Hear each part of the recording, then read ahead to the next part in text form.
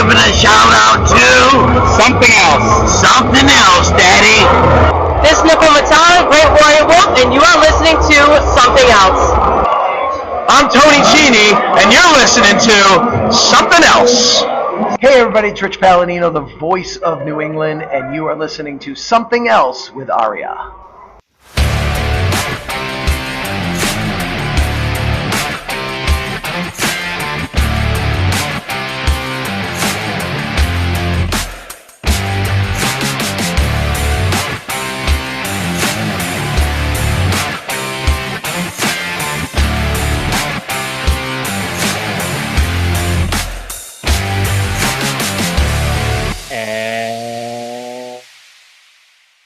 Welcome to episode number 081 of Something Else. My name is Arya, and welcome to the show.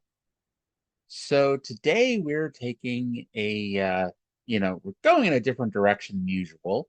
Last weekend, I attended the New England Fan Fest 9, had a fun time, met some great people, talked to some great people, and I got a couple interviews, and we're gonna play those here at the end of the show, and we'll go from there. Now, the only if you're a subscriber to my YouTube, the only new interview is with world-class Channing Thomas because I didn't get video with him. But either way, I'm going to be re-airing my interviews with Tony Chini, where we talk about a wrestling video game that he's been working on, and also Tala. Now, keep in mind, we're a couple things. We're doing this at a wrestling convention, so there is, a lot of people around, first of all, and I apologize because the audio version is not as clean as the video version that I posted on YouTube. So it's a little bit more noisy, but I did listen to, you can still hear the interviews. They're still great. And also keep in mind, again, I'm at a fan convention. I do not have the ability to sit down with these people for an hour, 30 minutes, even 10 minutes. The 3 interviews total, I think they total 15 minutes. So we're gonna, get them in there at the end, and hope you all enjoy them. And I'm also gonna try to get all 3 of them on for a full length interview at some point, because obviously, again, standing in a crowded, loud convention hall is not going to, produce like the longest, most in-depth interviews you're gonna ever hear in your life. Now, Rich Palladino, I also interviewed him. He's a great guy, a great interview guest. He is his interview was exclusive to the Angry Marks page, angrymarks.com, and their YouTube account. So please go check that out. That was a fun 5 or 6 minutes I did with him. Really good audio, I thought. And actually, because he was the smart one out of all of us, we ducked into the quietest part of the building we could find, which, still wasn't, completely quiet, but hey, it worked. So if you want to go check that out over on angrymarks.com. Now, I do need to give a few shout outs here before we dive too deep into this. First of all, to my old buddy Steve Johan at angrymarks.com, who allowed me to use angrymarks.com to get press credentials for this event. Hey, first time I've actually tried to use my connections, and it worked. So yay! We'll see if and how this ever works again in the future. Also want to give a shout out to my former co-host KJ, my very good friend who was also the camera person. In case you're wondering who the hell I had holding my camera during those video clips. And actually, I think Channing during his interview actually talks to KJ at one point, so that works. And actually, KJ, Love him. He tried to be a backup audio with his phone without realizing that, he's standing, 5, 6 feet away, which, took away the ability to actually hear what was going on. I'm surprised he actually heard it because, when I heard his audio of one of the interviews I did, it's like you couldn't even hear the two of us. So I don't have no idea how the hell he heard us. But whatever. And Oh, Joseph Bruin with New England Fan Fest 9. He puts on a great show every year. Him and his team, you know, they're great people. They work well.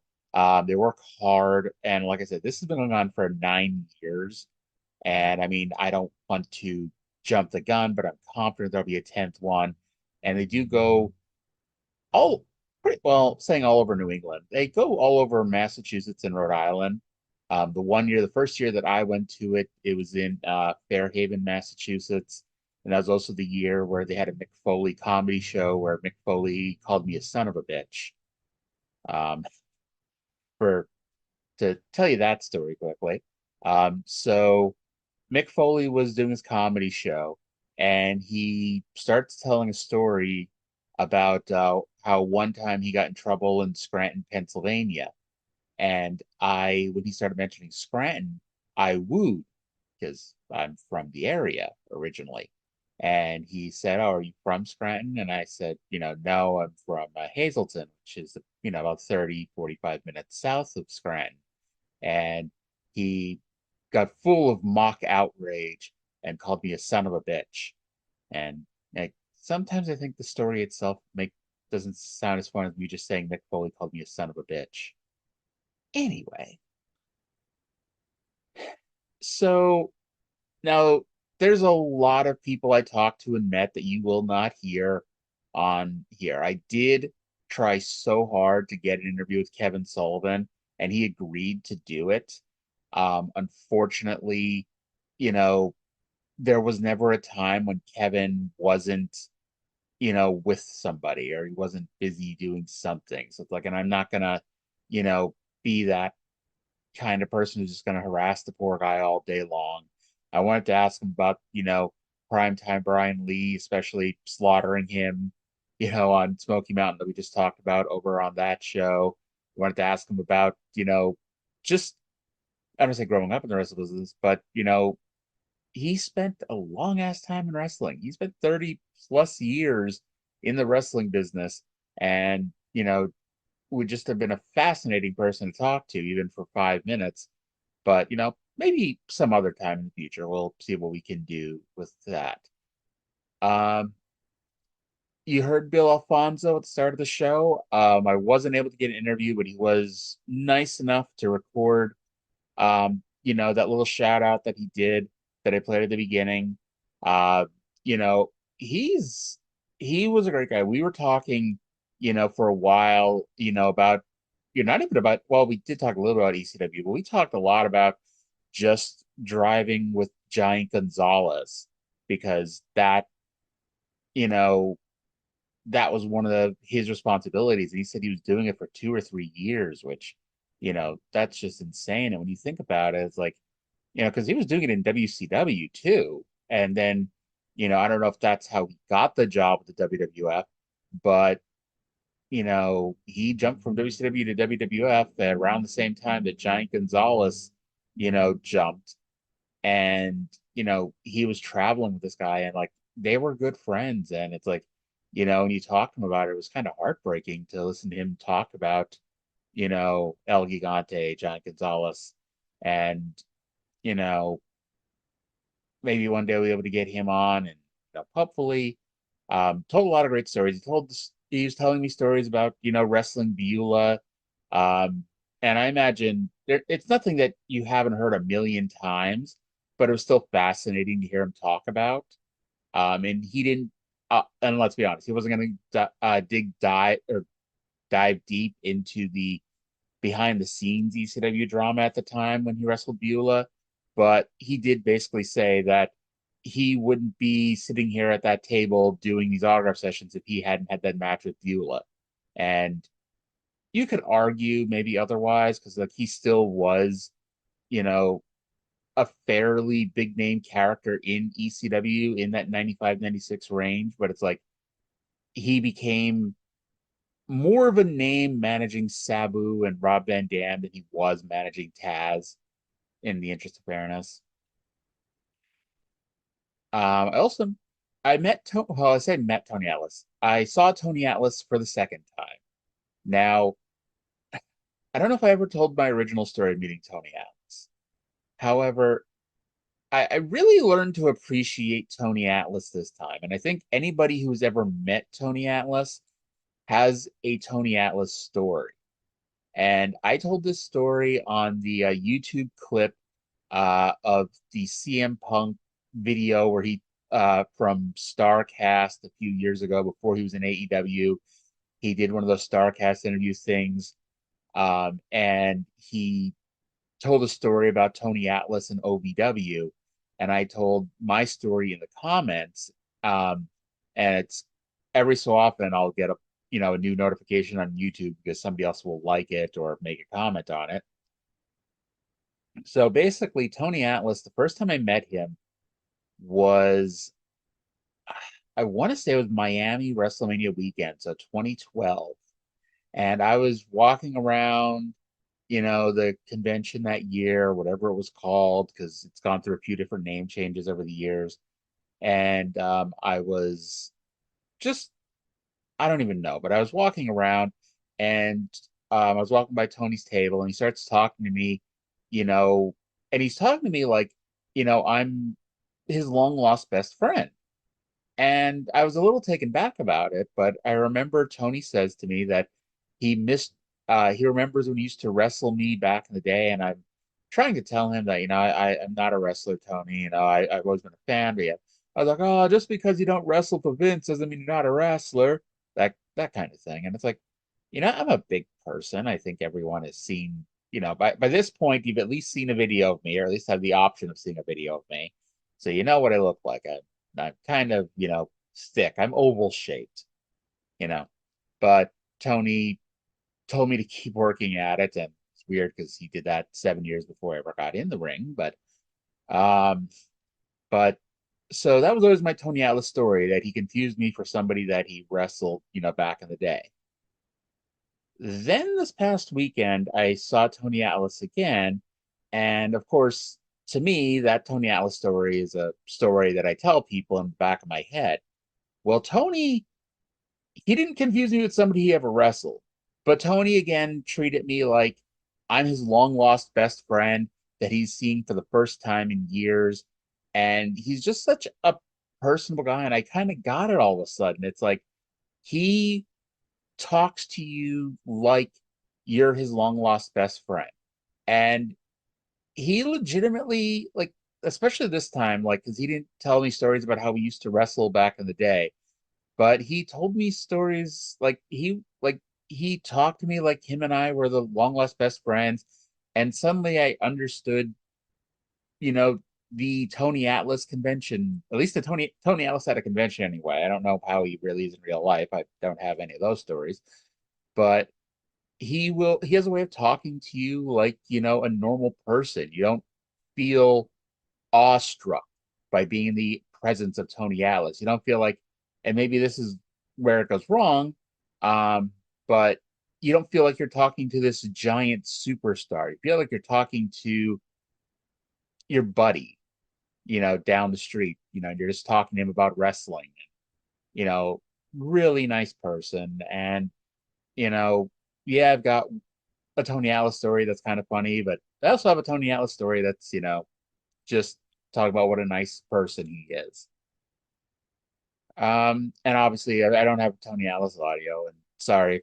Let me just put it like this: if you have ever wrestled for WWE, you're not going to be on this show today. I can't say what it is in the future, but because I don't know about AEW because I think Channing did work for AEW in Boston a couple times. I don't remember. I remember like when I've been to AEW in Boston, they brought in a lot of the the local guys when they would do dark, and they do dark matches.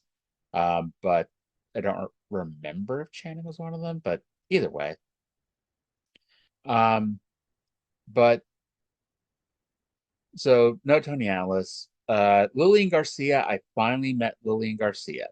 So there might be some people like, why would we care about you meeting Lillian Garcia? It's like there's a story behind that. So Lillian Garcia, like I can't say she was ever the top of my list of people to meet, but there's always there's always been reasons why I didn't meet her, reasons, why I avoided you know, having some sort of interaction with her. So the first time at Survivor Series 2006 in Philly, I'm on the floor. Batista wins, and me and my friend run up to the dasher boards, and um, we're if you see I think it's the end of the show. Batista's celebrating in the ring corner while the pyro's going off behind him, and you see the camera shot from low looking up at him. I'm standing behind the camera, so don't go back to try to watch it because you're never going to find me because I'm behind the camera. Anyway, so I'm behind the camera and I'm in that corner where the announcers sit, and Lillian's there, and um, I didn't have a camera. I didn't have a phone, or at least I don't remember if I had a cell phone, but if I did, it sure as hell didn't have a camera on it. Um, and so I couldn't get a picture, but I asked Lillian for an autograph because she was writing notes down, but she just put her pen away and I didn't have a pen or pencil, so no autograph from Lillian in 2006. Fast forward to WWE Access. I think this was the Santa Clara WrestleMania, so 31, 2015. So I'm in line, and Lillian Garcia and somebody else are at the front of the line. And I'm like, okay, I get to finally meet Lillian. I get to finally get my autograph. I get to tell her this funny story about how, met her at Survivor Series '06 and unfortunately couldn't, do anything about it. I get to the front of the line, and there's like three people ahead of me. So I'm not like the very first person, but I'm at the front of the line. And they replace her with Jake the Snake Roberts and Ivory. Now, let's be honest, Jake the Snake Roberts and Ivory, it's two great people to meet. I'm not going to say anything wrong about meeting Jake the Snake Roberts and Ivory. However, it was another instance of now you get to meet Lillian Garcia. Oh, no, you don't. So when I met her this past weekend, I told her about it and we shared a good laugh about that. Um, so I got to quickly tell you this last story, and then we'll go to the interviews and we'll wrap things up because, hey, this show usually goes about 35, 40 minutes. And with those interviews, we're going to reach that 35, 40-minute plateau here in a minute. But so Dennis Rodman was there. And I can't tell you who had the bigger line, him or Trish, because Trish had a long ass line and Dennis had a long ass line. And they were in two separate areas of the building. So I can't really sit there and go, okay, Trisha's line went to there and Dennis's line went to there. So that one's bigger. Dennis's was probably longer, but I couldn't tell you for sure. Anyway, so KJ knows nothing about basketball. If you thought he knew nothing about, wrestling before 2019, he knows zero, zilch, nada, zip, zada about pro basketball. And so when we were walking around and he sees this giant ass line, he looks over and he sees a woman with pigtails. And he assumed that this big ass line was to see this woman with pigtails. And he asks me, who's the woman with pigtails? I'm like, who? And he points over to where Dennis Rodman is. And next to him is just, one of those volunteers that you see at every convention. They take the money, they take the pictures for you, etc.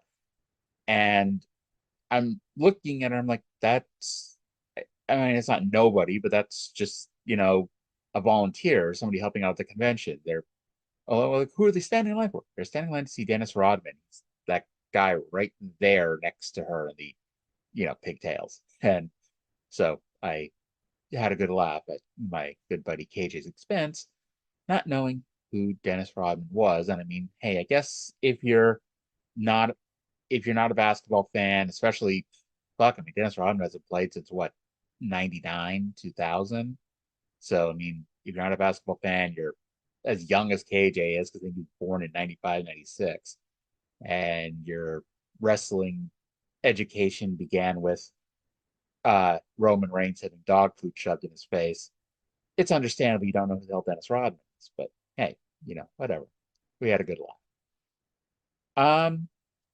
So by the way, I know it's not the end of the show instead of the beginning of the show, but hey, check out my Amazon Associates link, tinyurl.com/something else Amazon. You don't pay an extra penny, but I get a small kickback, which helps me pay for the upgrades, and admittedly small amount I gotta pay to produce this show. Also check out, if you're not already there, on tinyurl.com/something else YouTube. You get all these shows. When I review Mid-South and Smoky Mountain, you get the complete Mid-South and Smoky Mountain wrestling shows at the end of it.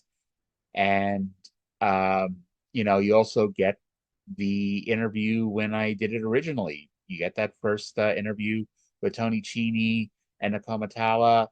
And like I said, the audio versions of that are coming up here at the end, along with a new interview with world-class Channing Thomas.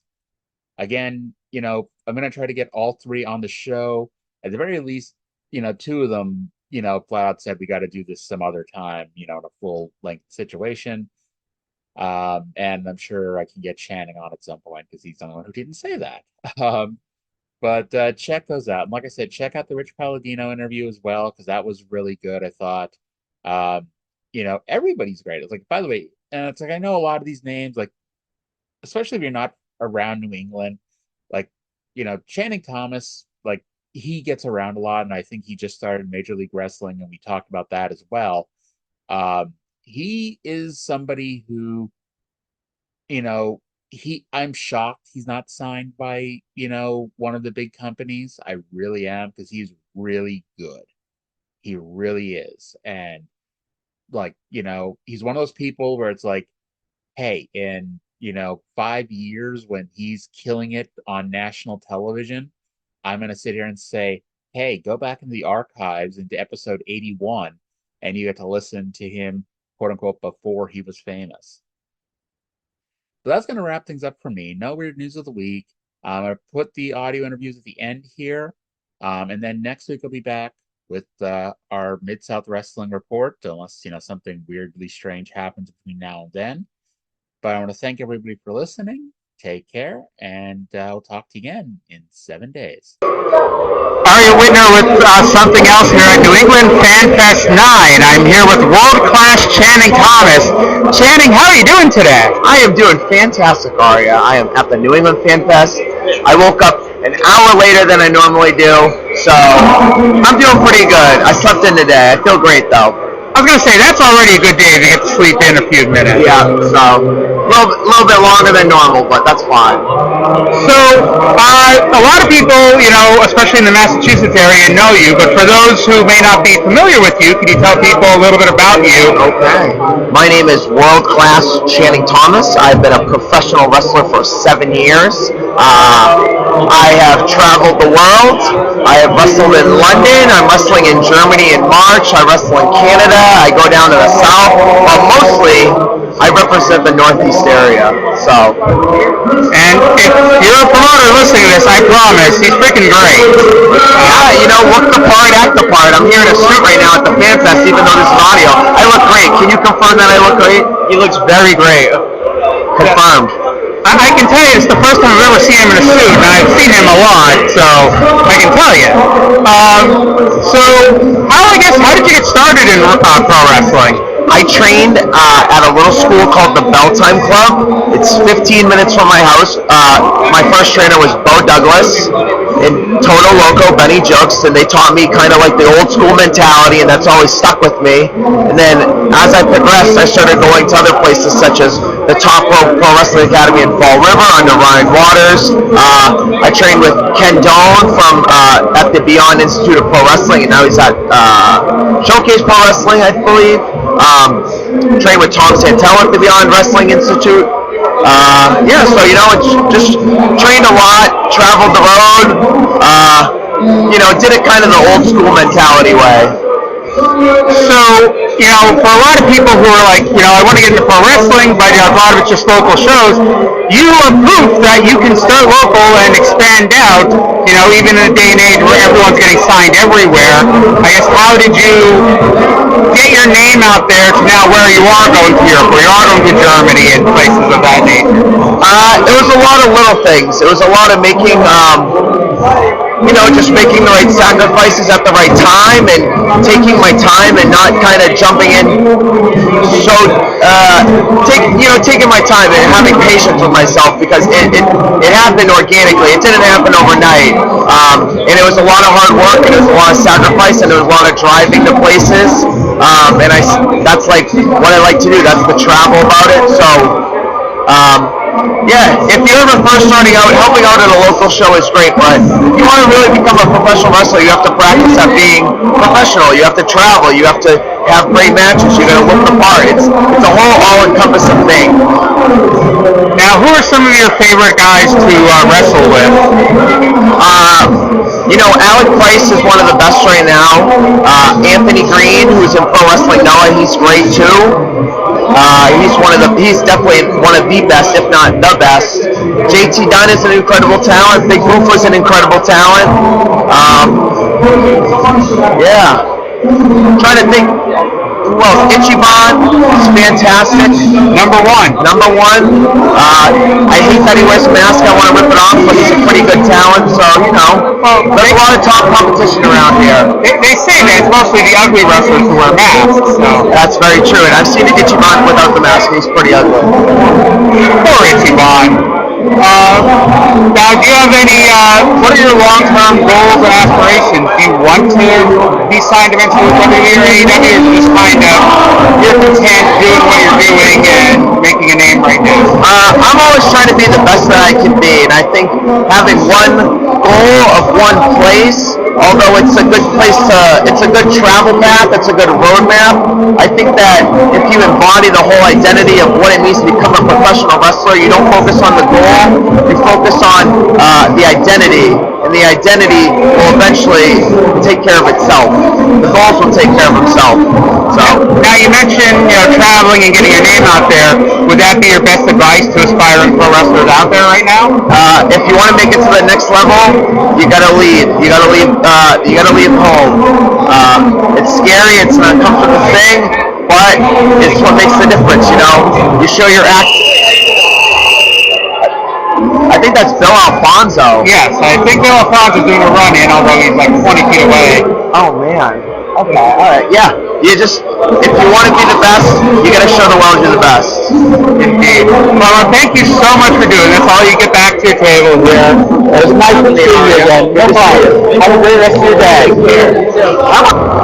Arya back here at New England Fan Fest 9. I'm here with Nakoma Tala. Nakoma, how are you doing today? I'm doing amazing. This event is insane. There's so much great talent here, and it's lots. You don't have to love it because you see our lines are going out the door, and the environment is just great. There's just great energy here, and I'm just glad to be here. So. Now, me being the Chini instead of moving the camera around, I would like to move the microphone around and just saying, oh, look at all these great people. Now, for people who might not be familiar with you, can you tell everyone a little about you? Yes, I can. My name is Nakoma Tala, Great Royal Wolf. I represent the Abenaki Nation. I've been wrestling for 9 years. I've had 3 WWE trials and seminars, and I'm still going to bust my butt, and I want to get in there. Either that or get into AEW. I've wrestled over the East Coast, Puerto Rico, Canada, Texas, Florida, Indiana, Montana, North Dakota, and I plan on still branching out. So if you guys listening in know any other companies in your area, feel free to comment or, send me a message, follow me on Instagram, Facebook, Twitter, and I got TikTok. So definitely give me a follow. So if somebody on social media, there's no reason to not follow you. No reason at all. I got it all. No excuses, Now, how did you get started in wrestling? I started obviously 9 years ago. But My daughter's father actually was a wrestler, and he helped me get my foot in the door. And I'm a single mother, so my daughter's been around there her whole life. And she helps me push every single day to be a better wrestler, a better mom, and everything else. So she's been my motivation, and so as the fans out there. And I originally started training in Rhode Island. And then I started branching out, and now I train at Top Rope in Bellevue, Massachusetts. And I train at PABW up in Connecticut. Nice. Now, what would you say so far have been like the favorite people to work against or with? Oh my gosh, yeah, there's a lot of great talent out there. I would probably say Russell Satasha is number one. Vicious Vicky's another one. I wrestled Alicia Edwards. Let's see. There's so much great talent out there. I couldn't even put a number one on there on any of them, but I would say so far. Oh, also, Elle Valentine would definitely be another one. That's awesome. So you've wrestled all over the place so far, and you mentioned PWE tryouts. Is that your eventual goal? That would be a great, yeah, that's my main goal. I mean, if I get to AEW, that's great too. I just want to be somewhere where I can push forward and reach out to a bigger fan base. So my goal here is to try to get back to the people. So wrestling has done so much for me throughout the years, and honestly, without wrestling, I wouldn't be here. And I just want to get back to people because they have done nothing but support me throughout the years. And I just want people to realize that Native Blood or not, they're warriors too. It's a matter of finding it and using it, helping others in need. Because one kind of action can cause a reaction, and that's what I plan on doing. So if I can make it to WWE or AEW, that's what I want to do. That's really great. Good luck with everything. And before it's over, anything else you want to tell the fans out there watching? Never give up. If you have a dream, chase after it. Don't be scared. Maybe that jump might be worth it, and your future will be amazing. Because then you want to question yourself, what if? Well, thank you so much for doing this. And, good luck with everything, and I hope you have a great rest of your day. Thanks so much. And welcome back to something else. We're here at New England Fan Fest 9. I'm Arya, and I'm standing next to Tony Chini. That's right, Tony Chini. You are right here at the New England Fan Fest 9 playing as Tony Chini in the Wrestling Code. It's pretty awesome. And I'm meeting you, so that's pretty awesome. I know, right? Not everybody gets the pleasure of meeting me. That's right. But so the Wrestling Code, tell us about that. The Wrestling Code, so it's a video game project we've been working on the last couple of years.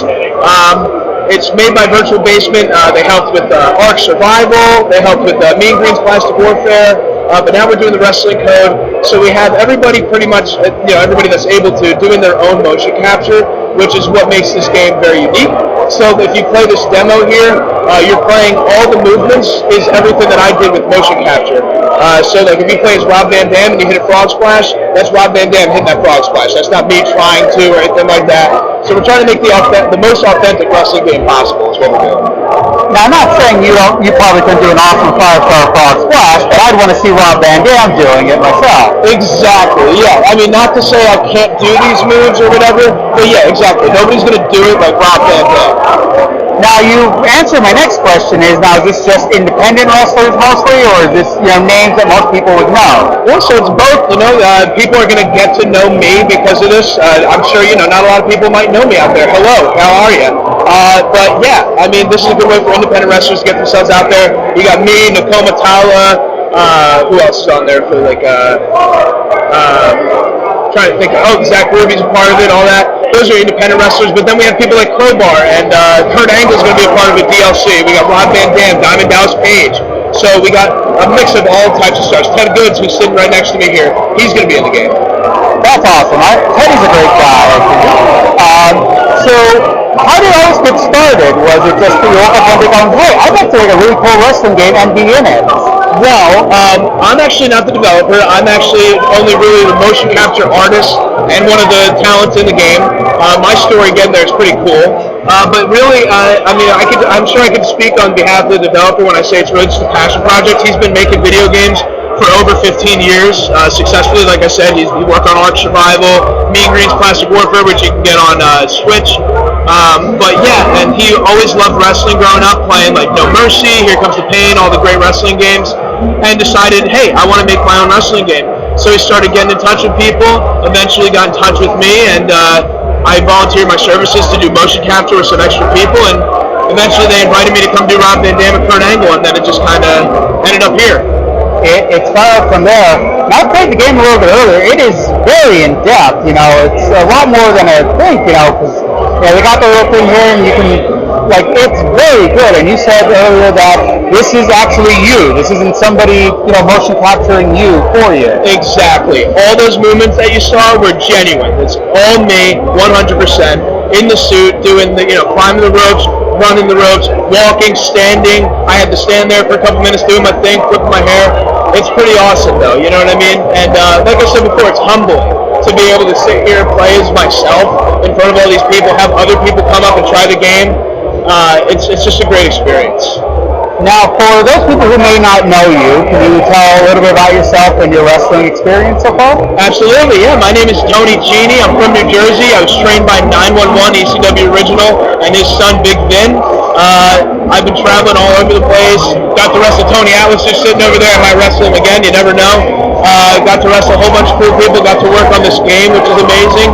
Honestly, I'd say my biggest thing yet is really this game. Like being able to work with all these awesome people and learn from all these awesome people. I got to sit with Kurt Angle and just talk with him for like half hour, before we even got to do anything. Just being able to do that kind of stuff. I'm just a kid who loved wrestling. You know what I mean? So that's who I am. Now, did 911 teach you the choke slam? Well, I don't know if he taught me the choke slam, but I'll say this: I've definitely taken my fair share of choke slams from his son, who's just as big as him, if not bigger. Dang. Yeah. Now I don't believe the game is ready to be completed yet, correct? No, it's not completed yet. What you have here is the movement demo, so this is just a small taste of it. We have more stuff packed. We have moves, we have other people, we have strikes, all that kind of stuff. But it's just this was like the main thing that we were able to present to you today. But things are really being worked on very quickly. And people are starting to come together, you know what I mean? Like all the characters are starting to come together, we're putting the movesets together, the models, and it's going to be a really awesome game. Now, is this going to be available to the rest of your knowledge, available for Xbox, PlayStation, or is this going to be more of an online game? Yeah, to my knowledge, it's going to be available on Steam, which is like PC, and then eventually through updates, it's going to be available on PlayStation 5 and Xbox. Nice! As an owner of an Xbox, I look forward to that. Perfect. Now, is there anything else you want to say before we wrap things up?